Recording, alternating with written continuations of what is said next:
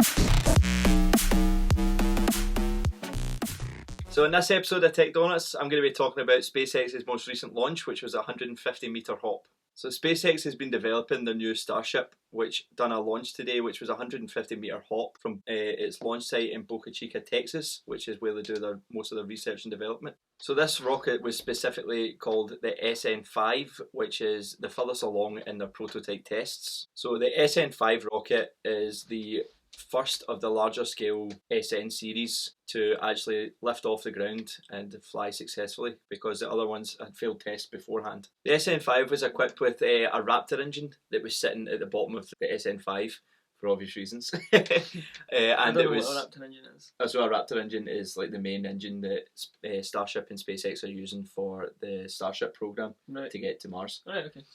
So this engine was strapped to the bottom of the SN5 and it had the ability to move from side to side to correct its upright motion. Ah, right, okay. So if it ever felt as if it was going to fall, it would move the engine and give it a little bit of push to one side so it would keep itself upright. Nice one. So that was one of the reasons why it did it successfully. Yes, yep. Right. So the Raptor engine is probably one of the most powerful rocket engines ever developed. I've seen something on TikTok with Neil deGrasse Tyson. That's his name. Yeah. And it said at the bottom of when a rocket launches, there's a pool at the bottom. Right, okay. Because it absorbs all the sound, because if it wasn't there, the sound could actually damage the ship. Not the fire or the explosions in the actual sound. That doesn't surprise me, because the sound of a rocket going off is apparently absolutely crazy. Mm-hmm. If you ever watch films of the rockets taking off from the old videos of the moon launches and stuff, if you watch them, they were filmed from a mile away, more than a mile away, and it's still super duper loud. Super duper. Super duper. So another part of the SpaceX mission was called the Starhopper, right? Which is it's a very small craft designed to go to take off from the moon, because obviously the moon's got no gravity. So this little thing also had a Raptor engine on it, and it completed a similar hop. There was another 150 from the same kind of launch site to the same landing site, and that completed it. So I actually knew somebody that went to a restaurant in the moon. So it was rubbish. It was in the atmosphere. So this part of the Starship is supposed to meet up with another part of Starship called the Super Heavy, which ultimately will take it to Mars and further on. Into our galactic. Yes. So I'm going to be coming away from the tech news sort of stuff, and I'm going to be talking about startup space, just like I did a few weeks ago in a previous video, where I shared some information on how to start your own business. So there's this company called Drinkly. Well, it's formerly called Drinkly. It's now just recently been changed to Shopley. And it's one of the fastest growing Scottish startups. Right, so at the beginning of the year, Drinkly made £110,000, and shortly after they got further funding for £250,000. So they are growing really quite quickly, and they only started, I think it was last year or the year before. That's amazing. That's Scottish, yeah? Yes. Wow.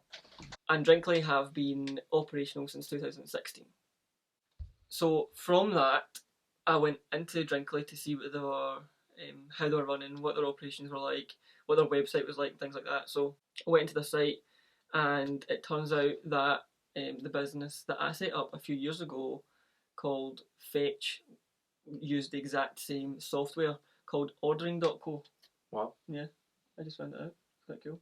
So that I was real chuffed. You were a step ahead of the game. I was a step ahead of the game. So Ordering.co is one of the biggest players in the ordering and takeaway space right now online. So you can use that for all your restaurants, or if you get multiple restaurants and you want to do a delivery service, they do that as well. So would that be, instead of like using something like Just Eat or Uber Eats, you could like run your own? yes, it's your own version of Uber Eats, Just Eat, Deliveroo. It's your own nice. version of it. Nice. And it can go across all different facets and industries, like ordering people to come and get your laundry, or like tradesmen, all that sort of stuff. So it doesn't even need to be food or drink. It doesn't need to be food or drink, not a convenient one. Okay. When I was researching this, I realised that I had the same idea, and I thought, well, why don't I start my own Drinkly company? Mm-hmm.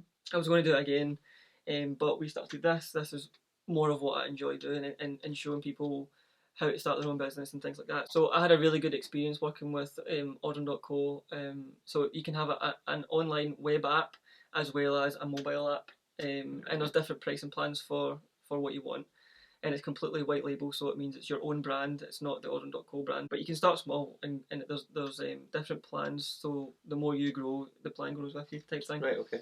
So a few big companies that use Ordering.co are Starbucks, Chili's, the Cheesecake Factory, Burger King, Domino's, KFC, and a big one in America called P.F. Chang's, and lots more. Wow. So I could go through all the steps of how to do it all, but they've got a lot of help and guidance on their website. But if you do want to do something for yourself, I've done it before and it's been very successful. I got 500 customers, and that was every month. I got that, so I quit it later on because I got a family. I had 2 children, so I had to give it up. But yeah, it's really it can be really successful if you do it well. And as I say, you've your website, mobile app, and the drivers get apps as well. So it's all sort of the one hub for everything. And again, it's Ordering.co. I'll put the Ordering.co link in the description and you can see for yourself. So this is a great idea to start your own business, and it's what some of the big players in the food industry are doing at the moment, and you can get in on it. So this week, since they're huge donuts and they look amazing, we're going to cut them up and we're each going to try a bit. See what it's like? Yeah. Right, okay, let's see. It's a bit precarious doing it up here. Go with base. Alice?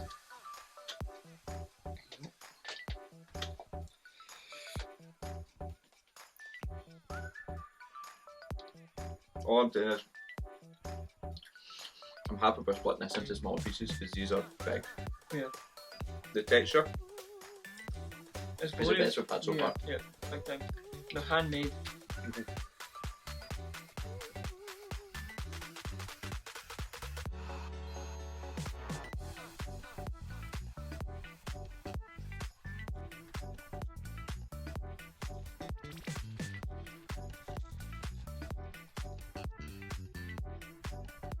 Homemade jam they make. Right, it's got the seed through it, it's like proper jam. This is intense. Oh no. Oh my goodness. Wow. Wow. The jam was just out of this world. I can't believe how nice that was. That was amazing. It's a lot easier to cut the ones with the holes in the middle of them. So this one's milk and cookies. There's that one.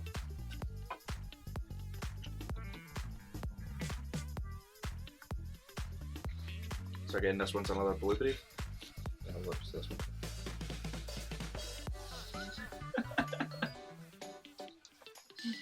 Alice's face behind the camera was just like... I think I preferred that one to the double blueberry. Yeah. Right, rankings. Here we go. Okay, so the first one was double blueberry and white chocolate. And there's a cake donut. Yeah. So Nathan, ranking? I'm going to go with a 5. 5.5. 5. You don't like the cake donuts, do you? No. No. But that cake donut was nice compared to other ones. It wasn't as sickly, but it was really moist and it was lovely to eat. However, the flavour wasn't there. I didn't really like the flavour. It was more like a blueberry muffin, wasn't it? Yeah. I'm gonna give it a 6. Right. I like the flavours. I like blueberries. Yeah. So. The jam one. 10. The jam. 10 out of 10. 10. Yeah. 10. I think that's the first ever 10. The first 10. I think it's 10s all round. 10's alright. Congratulations, Tantrum Donuts. That was Well done, outstanding. Tantrum. That was amazing. Yeah. Right, milk and cookies one. Milk and cookies. I'm going to go with a 6.5. Right. It was soft, light, moist, just an amazing donut, but again, the flavours weren't strong enough. They were there, but they just weren't strong enough, I don't think. Okay, nice. I'm gonna go with a 7.5 for just sheer consistency. It was the actual dough was just outstanding, so light. Feels if you could eat that 500 times over. Yeah. It's so good. And then last but not least, the single was a blueberry jam, what they called it on top. Blueberry glaze. Blueberry glaze. I'm going to go with 7.5. Yeah. Nice. It was really nice flavour and texture was amazing, but it just wasn't strong enough. I like really fruity stuff. The fruit was there, but just not enough. So 7.5 is still amazing. I'm gonna go with 7.5 as well. 7.5 as well, yeah. I just again, the consistency of the actual dough, the flavour of the donut. It's the best textured donut I've ever had in my life. Yes. It's amazing. Yeah. Do you know what? I think I'll make mine an 8 because after having the really sweet jam donut and going to the blueberry glaze, I think if I had that without having the jam donut before, I would have had more sweetness. Oh yeah. I'll change mine to an 8. Tantrum Donuts as a whole, 9 out of 10. Love it. Yeah. Great place. And they do coffee as well. We'll get some coffee. They do, yeah. And I love their branding and graphics. You can see it in the video that we put up at the start. It's really cool. I just wanted to add that we're not actually sponsored by Tantrum Donuts, we just love them. Yeah. And also thanks to Gillian Fitton who commented on one of our videos to try the Tantrum Donuts. Thank you very much. So if you've got any ideas of what you want us to try next, just leave us a comment. Remember to like, subscribe, and we'll see you next week. Yep. So that jam donut, so good. I'm in shock. I'm in a state of ecstasy.